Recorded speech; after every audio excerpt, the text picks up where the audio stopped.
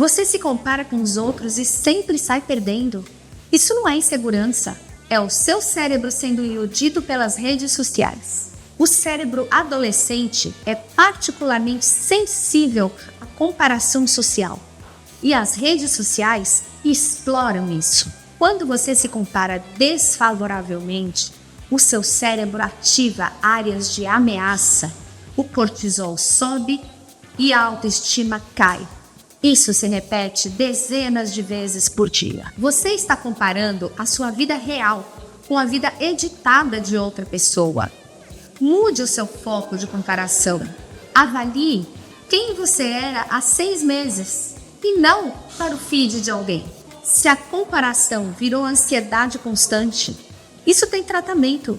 Busque apoio. O Hospital Santa Mônica está de portas abertas para te ajudar.